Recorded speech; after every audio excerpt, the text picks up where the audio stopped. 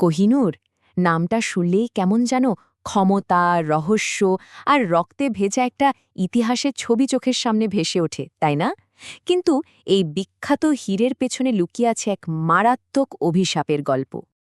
এটা কিন্তু শুধু একটা দামি পাথর না। ভাবুন তো, একটা হীরের জন্য চারটে দেশ রীতিমতো লড়াই করছে। কারণটা কি?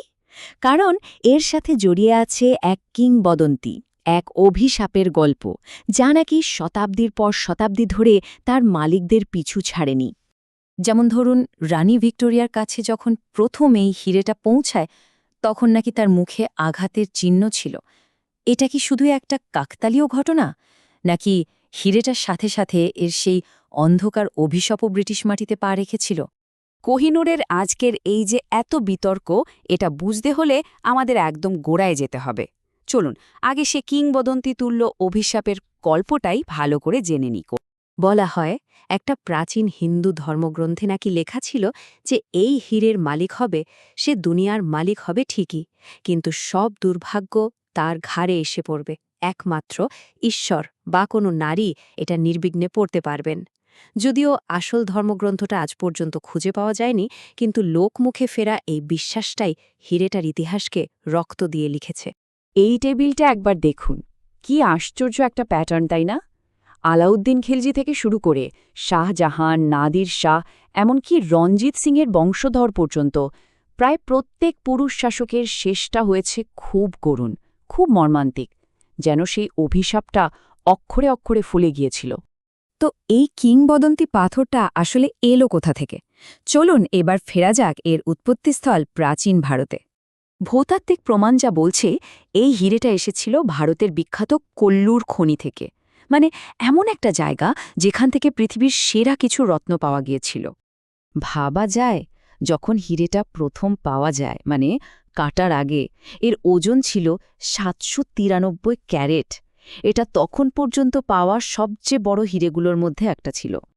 আর কাকতীয় শাসকরা কি করেছিলেন জানেন? তারা এই বিশাল হীরেটাকে একটা মন্দিরের দেবী ভদ্রকালীর বাম চোখ হিসেবে লাগিয়ে দিয়েছিলেন।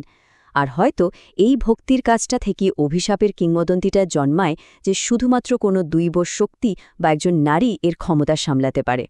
এর পরের ৫০০ বছর হীরেটা শুধু একটা গয়না ছিল না, এটা হয়ে উঠেছিল যুদ্ধের পুরস্কার। আর এর চলার পথে রেখে গেছে একের পর এক ভেঙে পড়া সাম্রাজ্যের ধ্বংসস্তূপ। হীরেটা এক রাজবংশ থেকে আরেক রাজবংশের হাতে গেছে, কিন্তু খুব কম সময়ে সেটা শান্তিতে হয়েছে। মুঘলদের হাত থেকে এটা লুট করে পারস্যের নাদির শাহ, তারপর এটা আফগান শাসকদের হাত ঘুরে শেষ পর্যন্ত আবার শিখ সাম্রাজ্যে ফেরে। আর প্রত্যেকটা হস্তান্তরই ছিল রক্তক্ষয়ী। সে এক মজার গল্প। মুঘল সম্রাট হীরেটা লুকিয়ে রেখেছিলেন তার পাগড়ির মধ্যে, কিন্তু তারই এক সভাসদ বিশ্বাসঘাতকতা করে আক্রমণকারী নাদির শাহকে সব বলে দেয়। ব্যাস, নাদির শাহ খুব চালাকির সাথে পাগড়ি বিনিময়ের একটা আয়োজন করেন। বন্ধুত্বের নামে এই আয়োজনটা আসলে ছিল ক্ষমতা দখলের একটা নিখুঁত চাল। আর পাগড়ি থেকে যখন হীরেটা মাটিতে পড়ে, সেই আলোর ঝলকানি দেখে মুগ্ধ নাদির শাহই প্রথমে নাম দেন কোহিনূর, অর্থাৎ আলোর পাহাড়। এরপর হীরেটার ইতিহাসে সবথেকে বিতর্কিত অধ্যায়টা শুরু হয়, মানে এর ব্রিটেনে পৌঁছানোর যাত্রা। মহারাজা রঞ্জিত সিংয়ের মৃত্যুর পর শিখ সাম্রাজ্যে একটা অস্থিরতা তৈরি হয়। একের পর এক হত্যাকাণ্ডে পুরো সাম্রাজ্যটাই যখন ভেঙে পড়ছে, ব্রিটিশ ইস্ট ইন্ডিয়া কোম্পানি ঠিক তখনই সুযোগটা কাজে লাগায়। আর এই লাহোর চুক্তি, এটাই কিন্তু আজকের সব বিতর্কের একেবারে গোড়ায়। দ্বিতীয় অ্যাংলো শিখ যুদ্ধের পর এই চুক্তিতে সই করানো হয়। আর এর ৩ নম্বর ধারায় মাত্র ১০ বছর বয়সী মহারাজা দিলীপ সিংকে বাধ্য করা হয় কোহিনূরটা ইংল্যান্ডের রানীকে দিয়ে দিতে। প্রশ্নটা হলো, এটা কি বৈধ হস্তান্তর ছিল, নাকি ঔপনিবেশিক শক্তির জোর খাটানো? আর ব্রিটেনে যাওয়ার পর হীরেটার চেহারাও বদলে যায়। একে এমনভাবে কাটা হয় যে এর ঔজ্জ্বল্য বাড়ে ঠিকই, কিন্তু এটি তার আসল ওজনের ৮৫% বেশি হারিয়ে ফেলে। ভাবুন একবার। মজার ব্যাপার হলো, সেই অভিশাপের কথা মাথায় রেখেই ঠিক করা হয় যে ব্রিটিশ রাজপরিবারের কোনো পুরুষ রাজা কোহিনূর পরবেন না। তাই এটাকে কুইন কনসার্টস ক্রাউন বা রানীর মুকুটে বসিয়ে দেওয়া হয়। কিন্তু গল্পটা রাজমুকুটে গিয়ে শেষ হয়নি। আজকের দিনে কোহিনূর একটা বিরাট আন্তর্জাতিক বিতর্কের কেন্দ্রবিন্দু। শুধু ভারত নয়, পাকিস্তান, আফগানিস্তান এবং ইরান এই 4টি দেশই হিরেটার মালিকানা দাবি করে, আর প্রত্যেকের কাছেই এর পেছনে নিজেদের ঐতিহাসিক যুক্তি আছে। তো আসল বিতর্কটা কোথায়? একদিকে দাবিদার দেশগুলো বলছে এটা ঔপনিবেশিক লুটের প্রতীক, যা এক শিশু রাজার থেকে জোর করে কেড়ে নেওয়া হয়েছিল।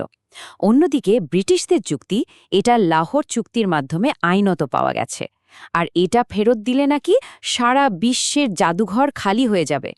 সমস্যাটা হল, সাংস্কৃতিক সম্পত্তি ফিরিয়ে দেওয়ার ব্যাপারে 1970 সালে ইউনেস্কো যে আইনটা আছে, সেটা পুরনো ঘটনার ক্ষেত্রে কাজ করে না।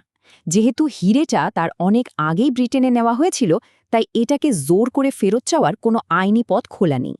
কিন্তু অভিশাপের গল্পটা আজও বেঁচে আছে। অনেকে বলেন যে ব্রিটিশ সাম্রাজ্যে একসময় সূর্য ডুবত না, তা আজ একটা ছোট দ্বীপ। আবার সম্প্রতি রাজা তৃতীয় চার্লসের সিংহাসনে বসার পরেই ক্যান্সার ধরা পড়া। লেখক, ইতিহাসবিদরা এখনও ভাবেন, এসব কিছুর পেছনে কি কোহিনূরের কোনো ভূমিকা আছে? তাহলে প্রশ্নটা থেকেই যায়, কোহিনূর কি শুধুই একটা অমূল্য সাংস্কৃতিক সম্পদ, নাকি বিজয়ের এক অভিশপ্ত পাথর? এর আসল ভবিষ্যৎ কী হওয়া উচিত? এর মালিকানা নিয়ে বিতর্কটা আসলে আমাদের ইতিহাস, ন্যায় বিচার আর একটা বস্তুর ওপর আমাদের চাপিয়ে দেওয়া অর্থের মতো কঠিন বিষয়গুলো নিয়ে ভাবতে বাধ্য করে।